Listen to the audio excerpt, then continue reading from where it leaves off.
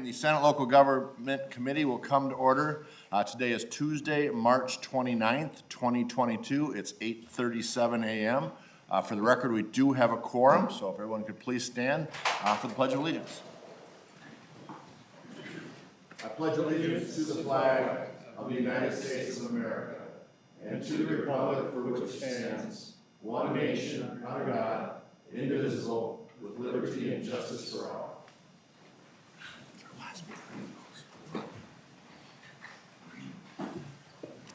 All right, this morning we have 5 bills on the agenda. I think we'll move pretty rapidly through them, so we should have no issue on time. Our first item on the agenda today is Senate File 915. This was authored by Senator Draheim.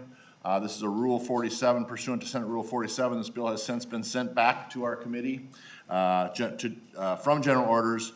I'll have our Senate Counsel give us a brief summary of the bill, and we will vote on it. Ms. White. Mr. Chair and members.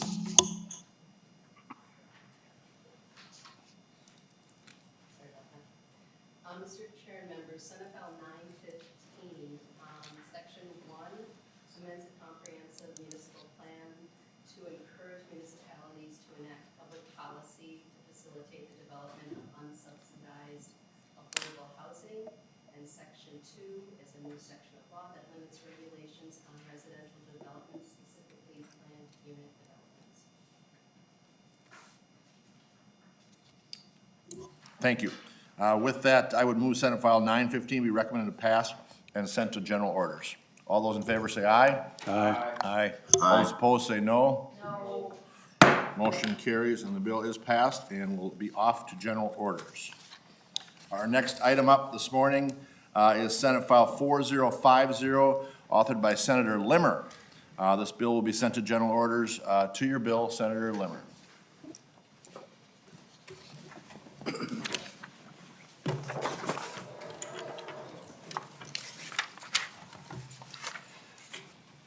Good morning, Mr. Chair. Good morning, Senator Limmer. Nice to see you in the Local Gov Committee. Always glad to be before this committee, just like I love to see you in front of mine. In Senate File 4050 permits Hennepin County to pay reasonable allowances for persons that sit on advisory boards. There's a brief history that I wanted to bring the committee up to speed on. In 1967, the legislature enacted a statute which allowed counties throughout Minnesota to set reasonable allowances or a per diem for persons that serve on county advisory boards. However, the 1967 law contained an exemption for counties that had cities of the first class within them. That meant Hennepin, Ramsey, and St. Louis County at that time were prohibited from paying allowances.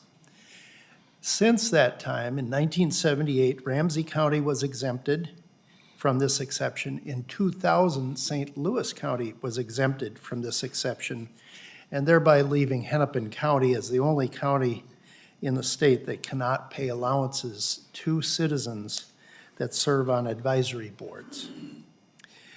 Senate File 4050 seeks to remove this exception for Hennepin County, allowing the county, like all of the other 86 other counties in the state, through their board resolution, meaning we're giving them permissive authority to set reasonable allowances or per diem allowances to be paid to members of boards and agencies that would need this authorization by statute. Hennepin County has a relatively small number of boards and advisory commissions where citizens serve without receiving any allowance. The rationale for the 1967 law, I believe, has long passed. I think it's important to encourage citizens to be on advisory boards. But as many people will agree, they're not going to do it for absolutely nothing. Usually per diem allowances just cover the expenses of getting to a location, maybe paying for parking, which is probably more unique in Hennepin County than anywhere else. And I have County Commissioner Jeff Lundy, who wishes to speak a little bit more on the subject. He's from Hennepin County. Thank you, Senator Limmer. Mr. Lundy, go ahead and state your name and who you're with and proceed with your testimony. Thank you, Mr. Chair. Jeff Lundy, Commissioner in Hennepin County District 1, here to speak on behalf of the board in support of this bill. You know, we oftentimes have many reasons why people may need reimbursement. You know, it could be people who are seniors who don't have access to transportation, who we want to serve on an advisory committee to help them look at transit. It could be incarcerated mothers formerly who are now getting their GED, working through college, and need help with getting to places. And I'm sure, like all of you, if you filled up your gas tank, you realize that's not a cheap affair anymore. And so those little things can be the difference. And for all those reasons why we want to do it, there's only one reason we can't, and that's that Hennepin County is precluded from offering this. And so we're just asking for the same rights that the rest of the counties do. And we'll use it judiciously, we'll use it where it's needed, and it's just ability for us to get input from residents, and we think that makes for better governance. Thank you. Thank you, Ms. Lundy. Senator, go ahead. Thank you, Senator Bingham, Mr. sorry. Chair. Go ahead. I think this is a great bill, and I affectionately call it the state of Hennepin. And they really do drive a lot of the agenda, if you will, for county government. But this is important, as Senator Limmer said, about participation from citizens, and all other 87 counties get to do this. And so I think it's just a good governance thing, and allowing from every corner of the county to be able to be reimbursed for this. And just for the viewers at home, this does not include the Board of Commissioners, and this comes out of the county's budget, not the state. So I just wanted to clarify that. And when you're ready, I'd be more than happy to move it, Mr. Chair. Thank you, Senator Bingham. Other comments? Seeing none. Senator Bingham, if you'd like to move it, go ahead. Thank you, Mr. Chair. I move that Senate File 4050 be recommended to pass and sent to general orders. Senator Bingham makes the motion to approve Senate File 4050 and be passed and sent to general orders. All those in favor say aye. Aye. All those opposed? Say no. Motion carries. Thank you, Senator Limmer. Thank you. Thank you, members.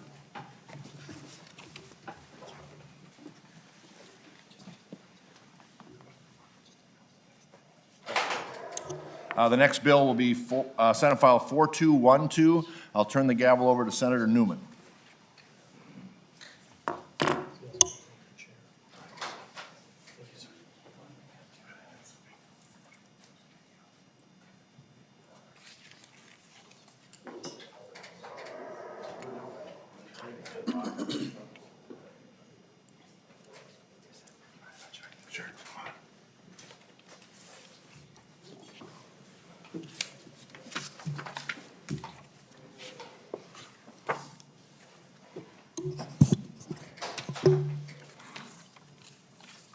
Senator Jasinski, to your bill.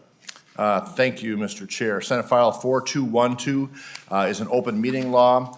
We'll go back a few years. If you remember, we passed the bill that allowed for a military member to be remote for a meeting for 3 times per year. We also amended in during the COVID crisis to allow for 3 medical reasons to be gone as well. As part of that, the medical reason has expired, and we are looking to reinstate that. So I have testifiers. I'd like to turn over the testifiers at this time. Mr. Massman. Good morning. Thank you, Senator Jasinski. Mr. Massman, and identify yourself with whom you are associated. You know the drill. Yeah. You may proceed. Please I do, Mr. Chairman. Thank you, Mr. Chairman and members. Matt Mossman, Executive Director of the Minnesota Inter-County Association. I want to thank Senator Jasinski for introducing this legislation. This is something that we feel at the counties, and we're joined by a letter as well from other local government stakeholders in your packets in support of some limited flexibility for medical reasons for elected officials to participate from a non-public location. And I just want to thank I'm just going to be here for questions, as is Ms. Cow from the League of Minnesota Cities, and our main testifier is Commissioner Kathleen Gaylord, who I believe is on Zoom. Thank you, Mr. Bassman. Next testifier is Kathleen Gaylord. I see that you are online, Ms. Gaylord. If you would state your name and with whom you are associated, and proceed with your testimony, please. Well, good morning, and thank you, Mr. Chair and members of the committee. I'm Kathleen Gaylord. I'm a Dakota County Commissioner, and I'm also president of the Minnesota Intercounty Association, MICA. And I'm here today to testify in support of Senate File 4212. This is really a very modest change in the Minnesota open meeting law. It allows some flexibility for members of public bodies to participate in their official regular meetings when they can't be in person or in a public location. I want to start by thanking Senator Jasinski for authoring 4212, and I appreciate that. The public transparency being addressed in this bill really responds to a need that was there before COVID and will be there after COVID. Public officials occasionally get sick and have to work through certain kinds of health and medical issues that result in the need to stay at home.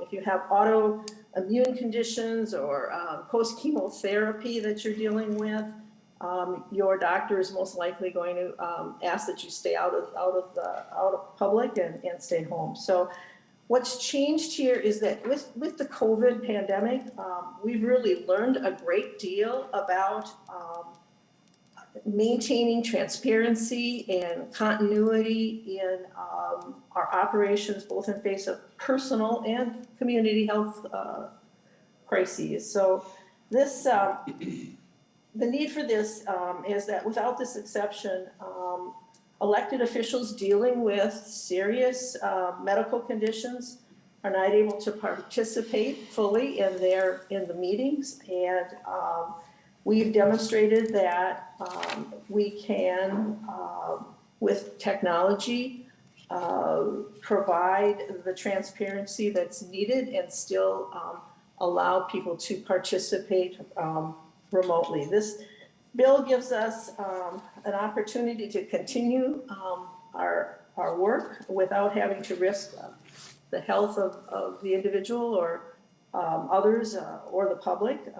And it is narrowly drafted to just allow participation for family or medical reasons only up to 3 times a year from a non-public location. All the other safeguards for transparency under the open meeting law would continue. This offers us just a better way to balance health and medical realities of daily life, and I'd ask for your support for this change. And thank you very much for allowing me to testify. Thank you. Thank you, Ms. Gaylord. We have one more testifier, Irene Kao. Mr. Chairman, I think Ms. Cow is going to be here for questions if. Oh, I'm Yeah, sorry. yeah. Ms. Kao is available for questions should any members wish to pose any questions to her. And that's the end of the testifiers. Members, any questions or comments? Senator Bingham. Thank you, Mr. Chair. Good morning, Commissioner Gaylord. Good to see you. Nice to see you. And I appreciate Senator Jasinski bringing this forward. I think this is important. When we do this for military folks currently, and this was, as the testifier said, brought before during COVID, but I think it allows, it's reasonable and allows for that flexibility. I know this has been kind of a labor of love between all these groups because it has been quite a negotiation, and I appreciate the effort and think it'll be useful for local government so that when these unfortunate issues come up, they still can participate and represent the area they were elected to. I will say this, obviously doesn't apply to legislators, but the person that always comes to my mind, and I've said this to Senator Jasinski, is our very own Senator Coleman. Went last year with her pregnancy. I mean, we have to allow flexibility and be, you know, understanding and compassionate about situations. And so I'm happy that a compromise has been made and that this flexibility has been extended to local government. So thank you, and I'll be supporting the bill. Thank you, Senator Bingham. Members, any further questions? Before I go Mr. Chair. back to, Senator Westrom, go ahead. Mr. Chair, just a question for the, I guess the testifier, but just talk about how the public is still able to come to a central location. My understanding is the meeting will still go on at a central location where it's published. The public can still come to that location. And this is not a complete Zoom meeting, which some constituents talk to me about. It's frustrating. Some aren't as tech savvy, and some don't have the capabilities or the computers they need.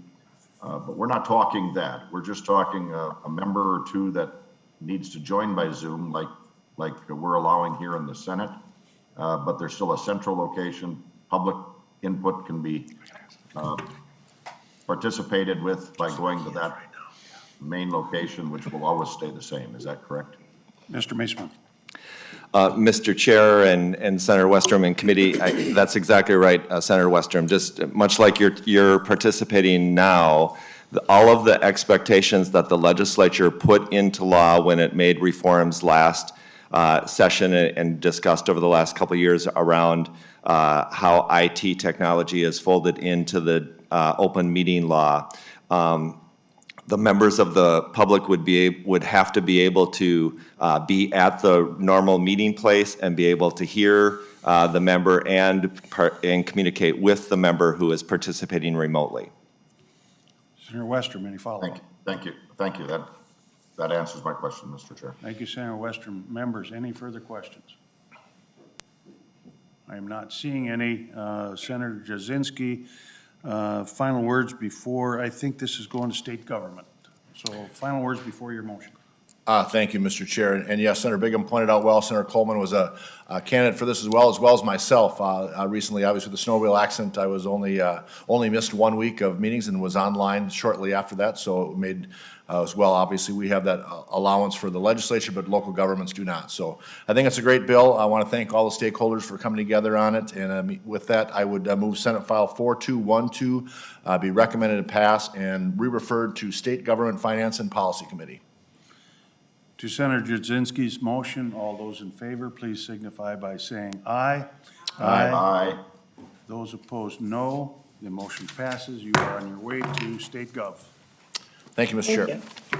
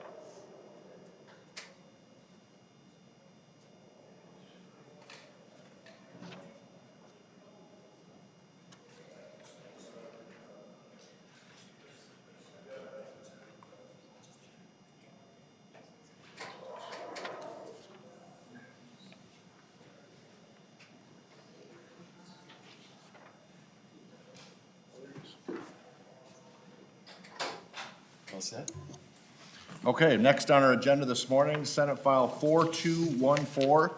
Senator Utke, to your bill. Thank you, Mr. Chair, and sorry if you were waiting for me.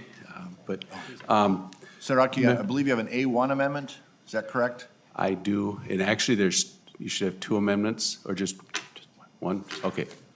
A1 is correct. Senator Newman, would you wish to move the A1? So moved. Senator Newman moves the A1 amendment. All those in favor say aye. Aye. Opposed, say nay. Motion carries. Senator Utke, to your bill. Thank you, Mr. Chair and members. This bill will provide additional investment authority for certain self-insured insurance pools, due in part to PTSD and presumption changes in the workers' compensation statutes and the recent increase in the volume of claims. The time horizon for work comp benefits and therefore the supporting investment of funds to cover claims has lengthened.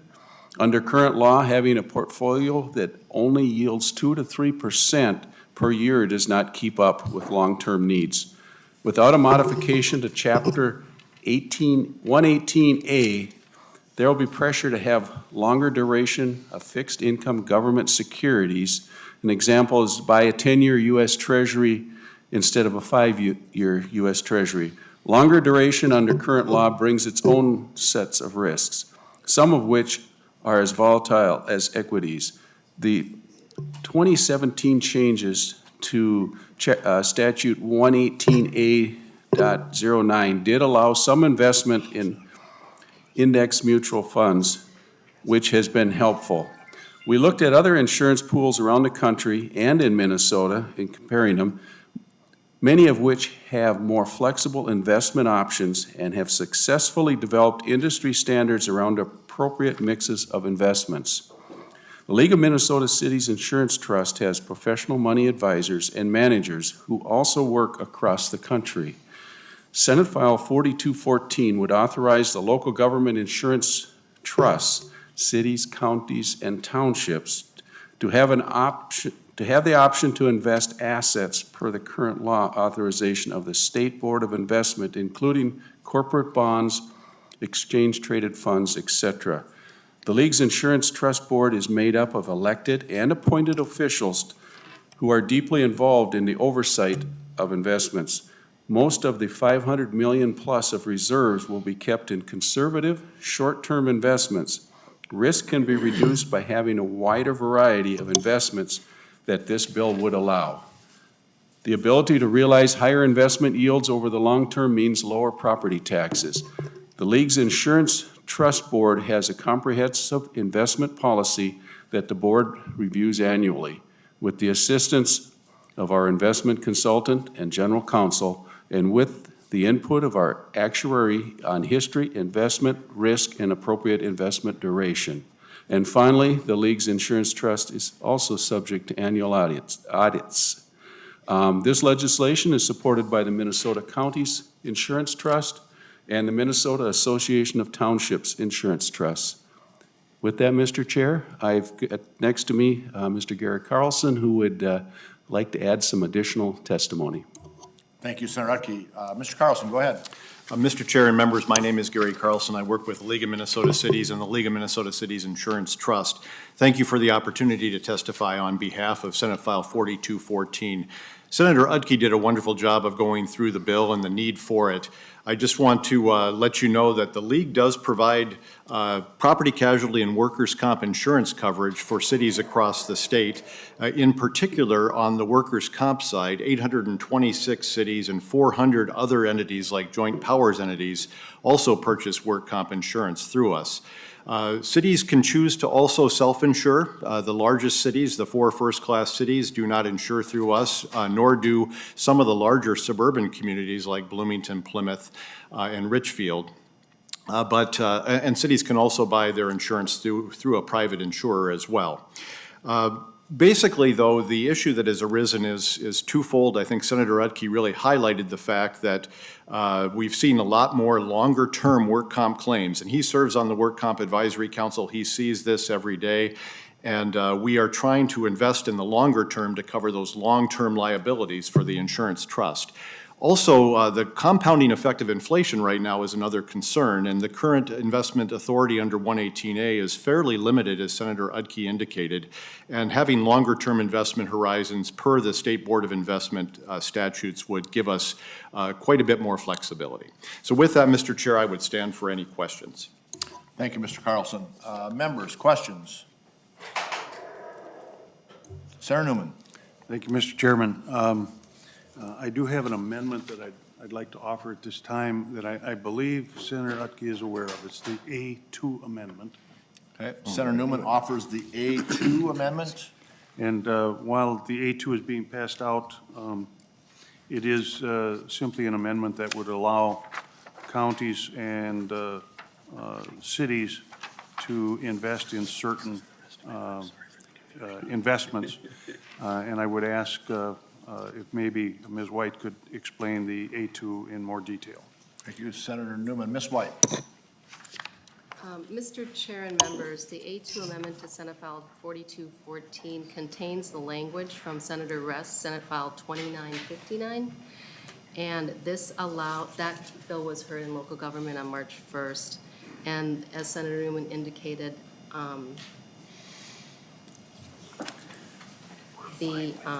the amendment expands the cities and counties that can invest in certain long-term equity investments by requiring a AA rating instead of a AAA rating.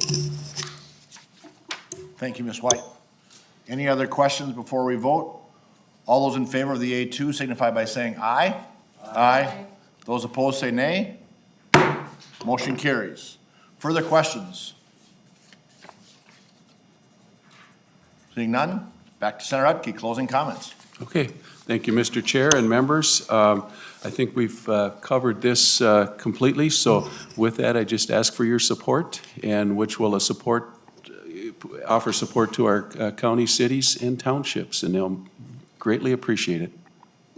Thanks, Senator Utke. Yes, I agree. That's a great bill. Senator Rest, thank you for your language into this bill. So, with that, Senator Bingham, would you wish to move the bill? Yeah, Mr. Chair, I will move that Senate File number 4214 as amended be recommended to pass and sent to general orders.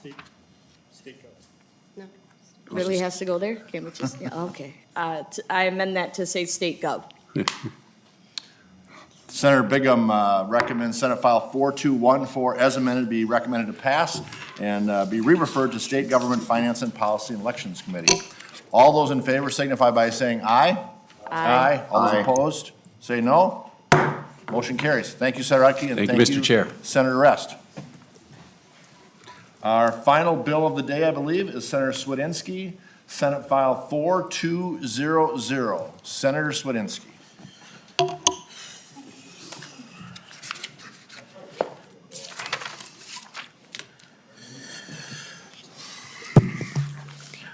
Thank you, Mr. Chair and members. The bill before you is Senate File 4200, which would make a few minor technical changes to how the funding process works for our regional parks. Currently, regional parks agencies are required to submit their expenditures by July 1st, and then the Met Council is required to review it by July 15th, which isn't a very long time frame, as you can imagine. This bill would require regional park agencies to submit their expenditures by May 15th, giving the Met Council additional time to ensure the accuracy, and I'll emphasize that, the accuracy of funding distribution.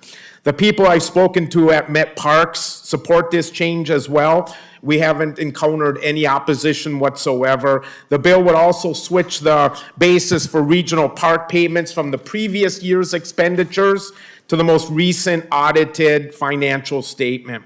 I believe there's one testifier on behalf of the bill, Lisa Varacas. Thank you, Senator Cwodzinski. Yes, we'll go to Ms. Barajas online. Thank you, Mr. Chair, committee members. I'm Lisa Varacas, Executive Director of the Community Development Division at the Metropolitan Council. And thank you, Senator Cwodzinski, for authoring this bill. I appreciate it. The distribution of these funds is something that is set in formula in state statute. So we are using that expenditures is one of those key factors in that formula, and having those audited financials ensures that we're using an accurate factor in distributing those payments out to the regional parks implementing agencies. Then this is for their operations and maintenance, so we want to be sure we're getting funds to them so that we can ensure that our parks that are well loved in the metro area are receiving the funds they need to be maintained. I'm certainly happy to answer any additional questions you might have, and thank you. Thank you, Ms. Barajas. Member questions? Not many questions this morning, I guess. It's too technical. Seeing no questions, Senator Cwodzinski, closing comments on your bill. None needed. Appreciate you hearing the bill. Thank you. Senator Newman, would you like to move the bill? Oh, I'm sorry, Senator Cwodzinski. I'd be happy move your to, own but maybe bill. he wants Sorry. to move his own. Wow, thank you for that honor and distinction. I move that, Senate File 4200, move to general orders Senator Cwodzinski moves. and recommended to pass. I'm sorry. Senator Cwodzinski moves Senate File 4200 be recommended to pass and sent to general orders. So with that motion, all those in favor say aye. Aye. All those opposed say no. Motion carries. Thank you, Mr. Chair and members. Thank you. Members, that is our last meeting before second deadline.